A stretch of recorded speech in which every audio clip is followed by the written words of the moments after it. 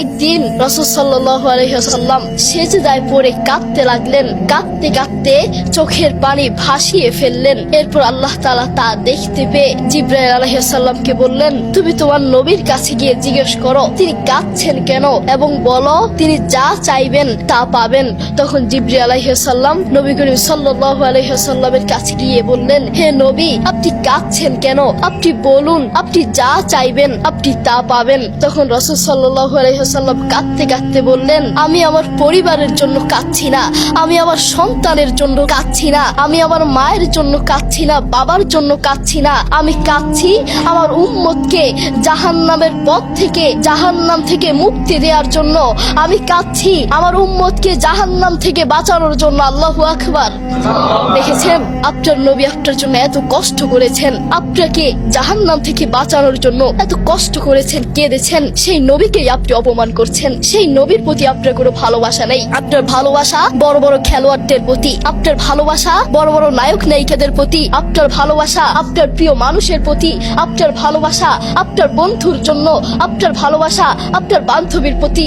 আপনি আপনার বান্ধবীকে, আপনার প্রিয় মানুষকে, আপনি আপনার ভালোবাসার মানুষকে মেসেজে বলছেন আই মিস ইউ, আমি তোমাকে অনেক মিস করছি। প্রিয় মানুষকে বলছেন, ভালোবাসার মানুষকে বলছেন, বন্ধুকে বলছেন, বান্ধবীকে বলছেন আই মিস ইউ, আমি তোমাকে অনেক মিস করছি। আপনি আপনার বন্ধুকে মিস করেন, আপনি আপনার বান্ধবীকে মিস করেন, আপনি আপনার ভালোবাসার মানুষকে মিস করেন, কিন্তু আপনি আপনার মাকে মিস করতে পারেন না, আপনি আপনার আল্লাহকে মিস করতে পারেন না, আপনি আপনার নবীকে মিস করতে পারেন না।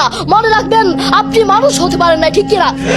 প্রিয় ভাই, আপনি অনুসরণ করছেন কাদেরকে? বড় বড় খেলোয়াড়দেরকে। আপনি অনুসরণ করছেন কাদেরকে? বড় বড় নায়ক নায়িকাদেরকে। আপনি বলছেন নায়ক নায়িকারা যেই জুতা পরবে আমিও সেই জুতা পরবো, বড় বড় খেলোয়াড়রা যেই পোশাক পরবে আমিও সেই পোশাক পরবো, বড় বড় খেলোয়াড়রা, বড় বড় নায়ক নায়িকারা যেই ঘড়ি পরবে, তাদের চুলের কাঠিন যেভাবে হবে আমারও চুলের কাঠিন সেভাবে হবে। আপনি বড় বড় খেলোয়াড়দেরকে অনুসরণ করেন, আপনি বড় বড় নায়ক নায়িকাদেরকে অনুসরণ করেন, কিন্তু আপনি আপনার নবীকে অনুসরণ করেন না।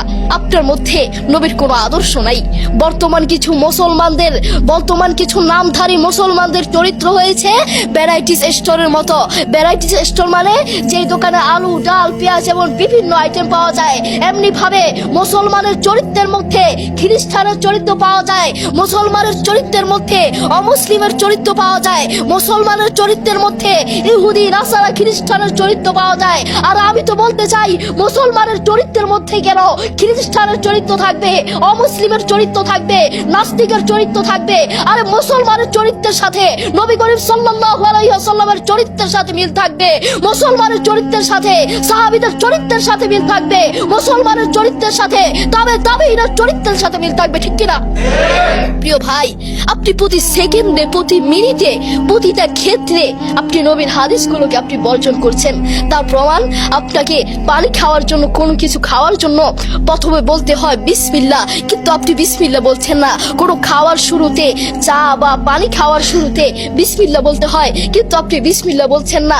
পানি 3 শ্বাসে খেতে হয়, কিন্তু আপনি পানি 1 শ্বাসে খাচ্ছেন। কোনো খাবার খেতে হলে বসে খেতে হয়, পানি বসে খেতে হয়, চা বসে খেতে হয়, কিন্তু আপনি পানি দাঁড়িয়ে খাচ্ছেন, আপনি চা দাঁড়িয়ে খাচ্ছেন। আপনি প্রতিটা সেকেন্ডে, প্রতিটা মিনিটে আপনি নবীর হাদিসগুলোকে বর্জন করছেন। আপনার মধ্যে নবীর কোনো আদর্শ নাই, আপনার মধ্যে সাহাবীদের কোনো আদর্শ নাই। কোরআন মাজিদ আল্লাহ তাআলা বলেন, আতিউল্লাহ ওয়া আতিউর রাসূল, তোমরা আমাকে অনুসরণ করো এবং নবীকে অনুসরণ করো। যেখানে বলে দিয়েছেন তোমরা আমাকে অনুসরণ করো এবং নবীকে অনুসরণ করো, কিন্তু আমরা নবীকে অনুসরণ করি না, আমরা অনুসরণ করি বড় বড় খেলোয়াড়দেরকে। আপনার মধ্যে নবীর আদর্শ থাকতে হবে। আপনি নিজেকে মুসলিম দাবি করেন, আপনি নিজেকে মুসলমান দাবি করেন, আপনার মধ্যে যদি নবীর আদর্শ না থাকে আপনি কিসের মুসলমান? এই জন্য আমাদের মধ্যে নবীর আদর্শ থাকতে হবে। আল্লাহ তাআলা আমাদের সবাইকে বুঝার তৌফিক দান করুন। আসসালামু আলাইকুম ওয়া রাহমাতুল্লাহি ওয়া বারাকাতুহু।